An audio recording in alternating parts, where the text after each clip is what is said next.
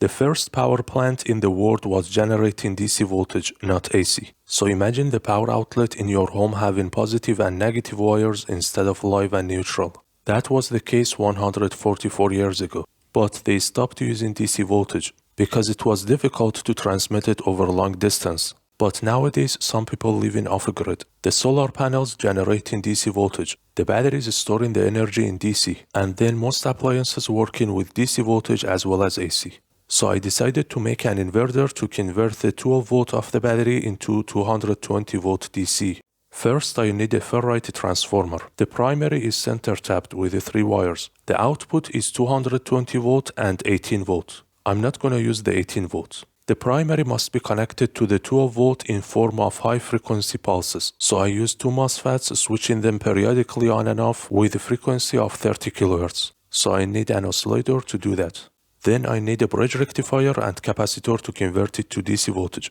The voltage here right before the bridge rectifier is AC, but you can't connect it directly to the appliances because it is 30 kHz, not 50 or 60 Hz. This IC has 2 error amplifiers. I use the first one as a voltage feedback to keep the output voltage constant, so the voltage stays the same with or without the load. I use the second error amplifier to protect the battery from over-discharge. By using this potentiometer, you can change the output voltage from 0 to 300 volts. You can connect the gate of the MOSFETs directly to pin number 9 and pin number 10 of the IC. But I got better results after using Schmitt trigger. I made this circuit on the perf board.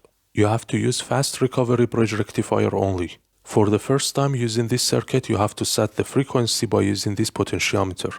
The best frequency is the frequency that makes the input power as low as possible. For my transformer, it was about 29 kHz. I have a 9 watt and 15 watt LED light bulb.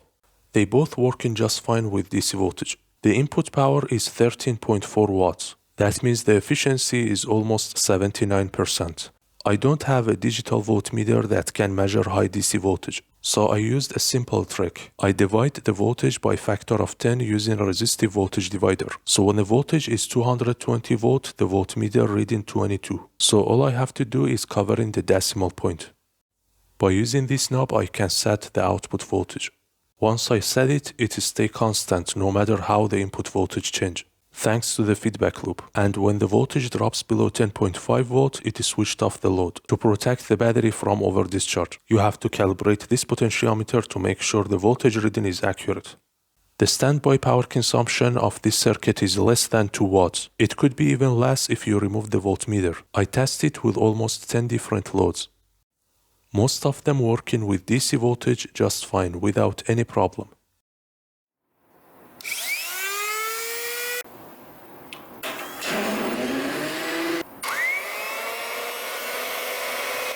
Induction motor cannot be used with this circuit. It acts as a short circuit when it connected to DC voltage. My analog oscilloscope doesn't work because it has a low frequency transformer as a power supply inside. But the digital oscilloscope working just fine because it has a switching power supply.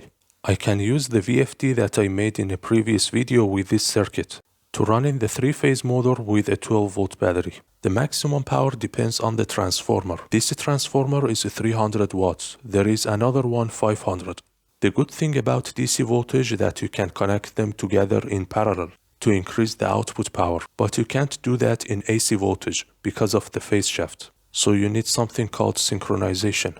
For the safety reason, you have to use DC fuses instead of AC fuses and DC circuit breaker instead of AC circuit breaker. Please like this video and subscribe to my channel. Thanks for watching.